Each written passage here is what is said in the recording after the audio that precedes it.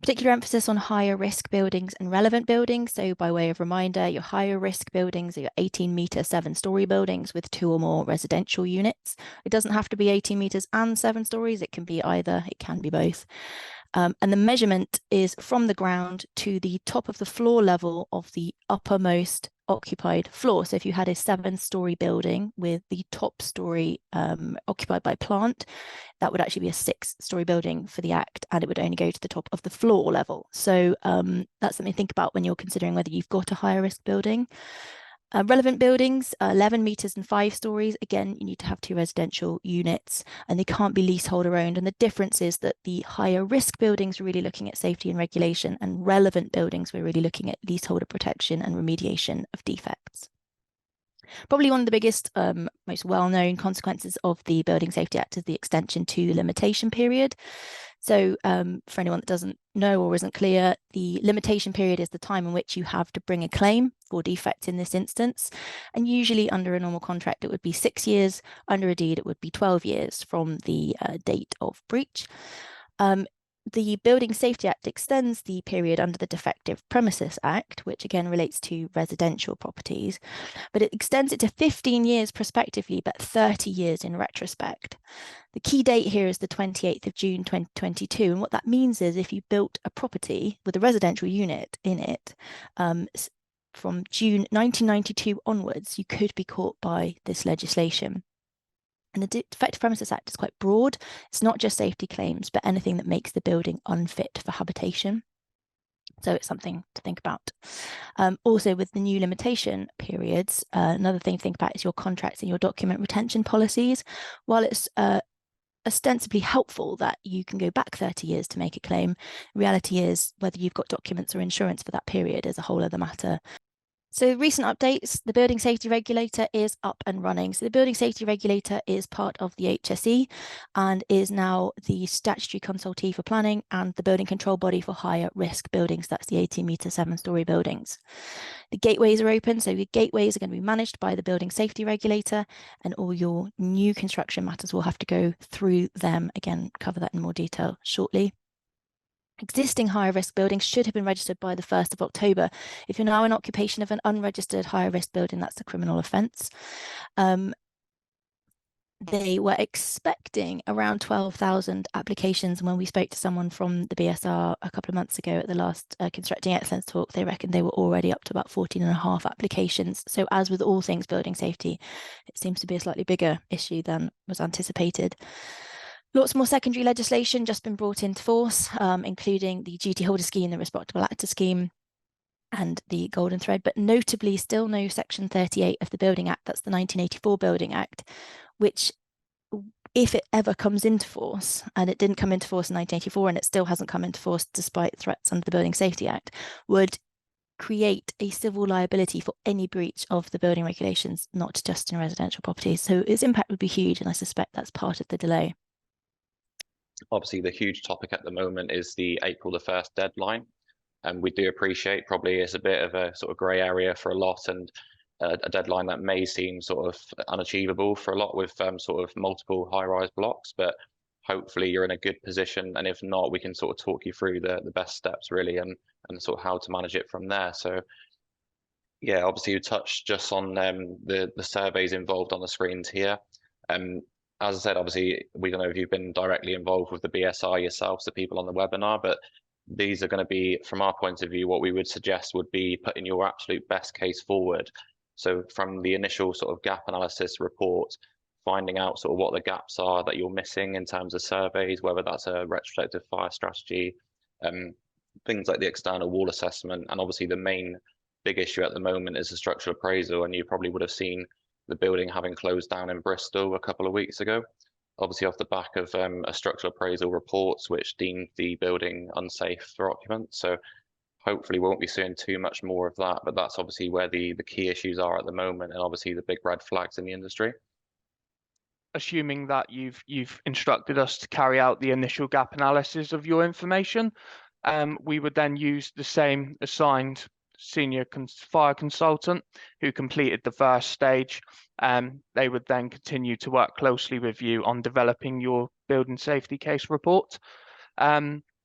Obviously, we would go into detail on reviewing all the supporting evidence and documents that you either already had or had to have carried out off the back of the gap analysis. Clarify any questions from you. As we say, review the reports and ensure that everyone's got a full understanding of the evidence that's been gathered. We would then draft the safety case in a folder structure that suits you. We can also implement your existing systems, so there's no need to be worried about where you want to store that information. We can work around you. We would summarize the safety case report and then we'd summarize the safety case, then draft the safety case report ready for submission. Once the report has been drafted, we've then got an internal validation process, which we would appoint alternative consultants to do a kind of a second fix on that report to make sure that it is up to the standard we expect. And what Building Safety Act does is that it amends the Landlord and Tenant Act 1985. And you'll probably be really familiar with the Landlord and Tenant Act 1985, particularly sections 18 to 30, because they're the sections that deal primarily with service charges and the recovery of service charges.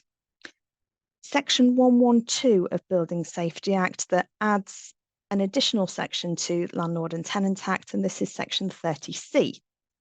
And what section 30C does is that it implies building safety duties into the leases of dwellings for those higher risk buildings. As I said, higher risk buildings, those 18-metre, 7-storey buildings.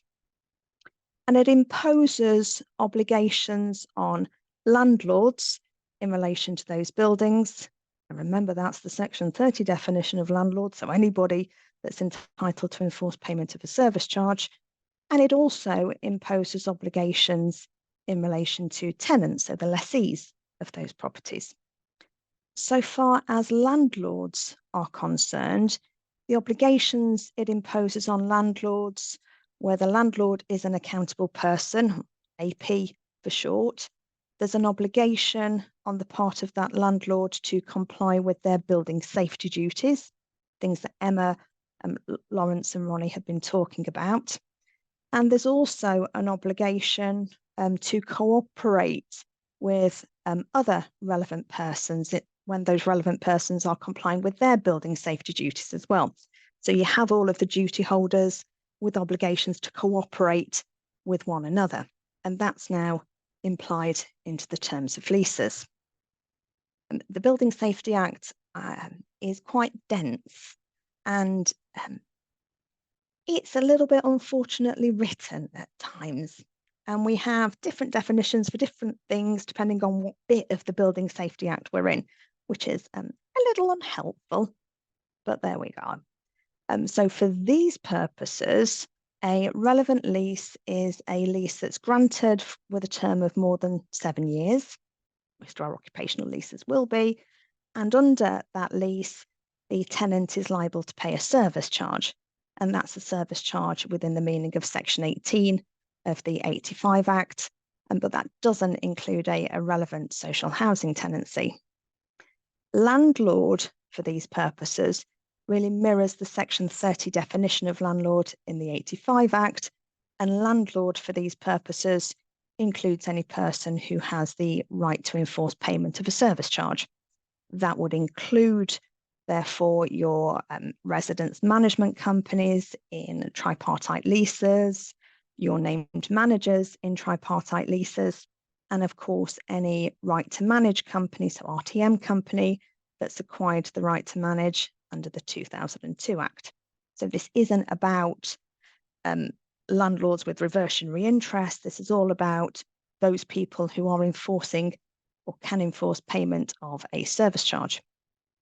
A tenant for these purposes is any person who has an obligation to pay a service charge, and relevant person means the landlord, if the landlord's an AP for the building, the landlord, as I say, or special measures manager for the building, or otherwise any superior landlord who is also an accountable person.